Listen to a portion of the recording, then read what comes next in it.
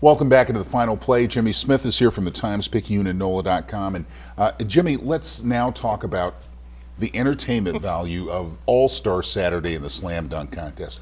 What can we do to fix that? How can we get LeBron James to get in there and do something, participate? I don't think that'll ever happen, Fred. I think those days have passed. And really, the longer this goes, I think the dunk contest should pass as well.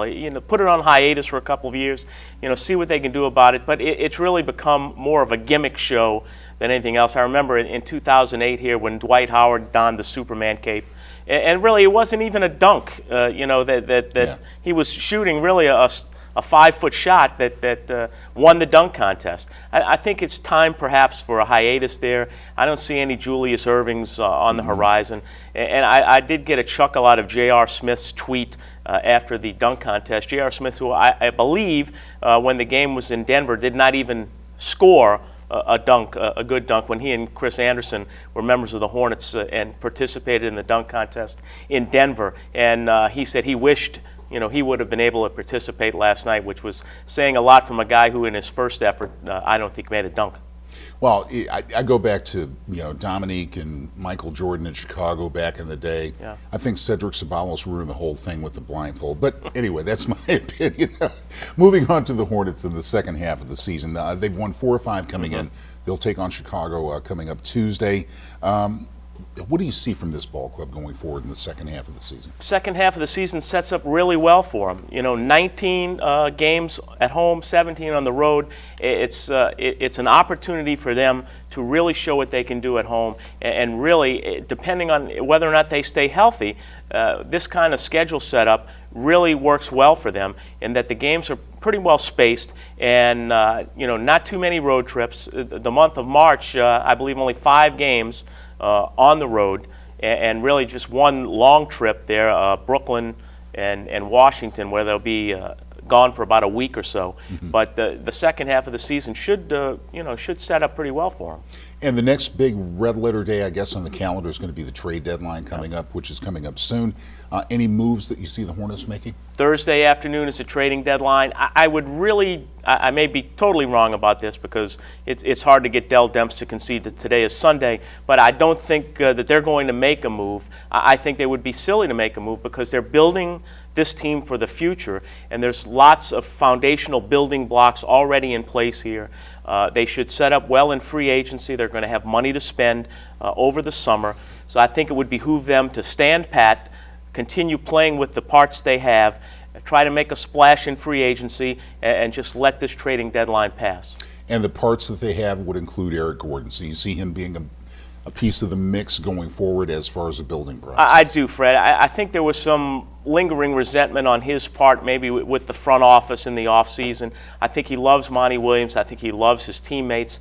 He's never articulated to me that he does not want to be here. And I trust when Monty tells me the same thing, that he's never articulated to him that he doesn't want to be here. Whether or not he can play through pain or has learned to play through pain at this point in his career, I don't know. He's never played a full NBA season. And when the Hornets were negotiating or attempting to negotiate a contract extension with him last year before the deadline, there was a money question, and they offered to ante up an additional $500,000 per year if he would put an incentive for playing time in his contract. And Eric didn't want to do that, according to our sources. And so the deal fell apart. He went in to restricted free agency. Probably got a better deal, a little bit better deal on the open market, which the Hornets matched. And I really think that Eric likes playing for Monty Williams, and certainly he's an improvement on the court. We've seen such a vast improvement in play since he joined the team again in late December. So I really think that they want to keep Eric Gordon and build around he and Anthony Davis.